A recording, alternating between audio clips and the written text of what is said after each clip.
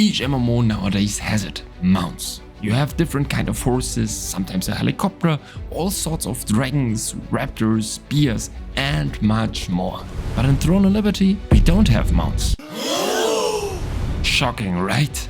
But what if I tell you that here from my perspective, we have an even better system? And with that, welcome to the second part of the starter series for Throne and Liberty. In today's session, we will have a look on the morphing and the shapeshifter system. Let's jump right into today's chapter 1, the morphing system. So what is morphing?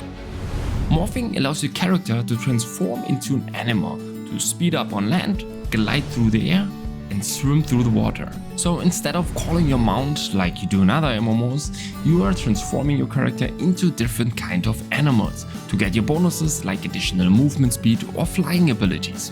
Generally, there is no need of a cast time to enter any of those forms. You can freely morph by pressing the assigned button and your character will immediately morph. You can even use the morph system freely in combat. But are there any limitations to it? Yes, and for that we have to look on the stamina system of Throne and Liberty. So generally, like in other games, you have a stamina bar, which you can use for certain actions. In Throne and Liberty, these actions are blocking and morphing.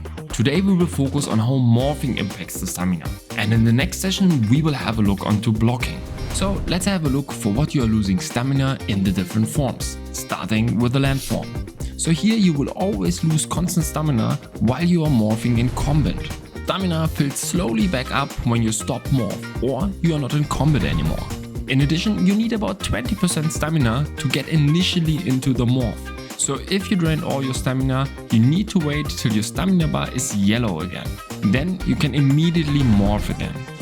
In the gliding form, you always lose constant stamina while you are gliding. You can also speed up the gliding, but then you will lose even more stamina.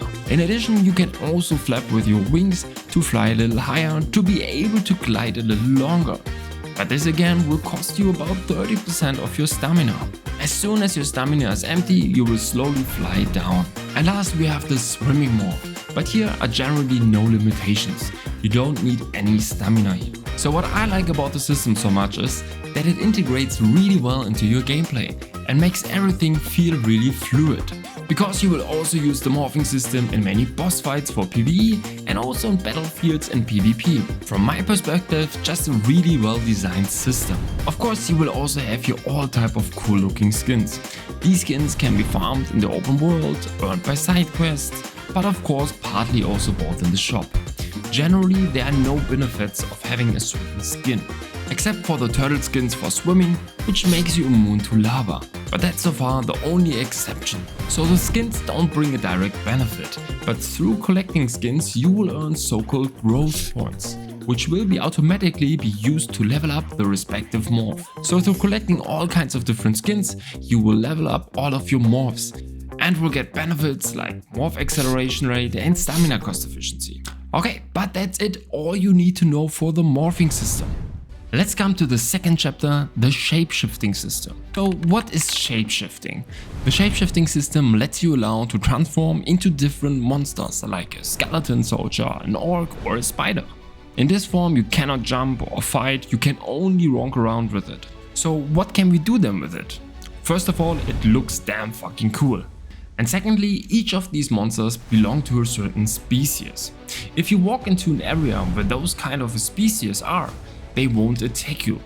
So if you, for example, walking into an elite area, you can simply shapeshift into the right monster and walk through the area without the monsters attacking you. In certain scenarios, this can be really beneficial.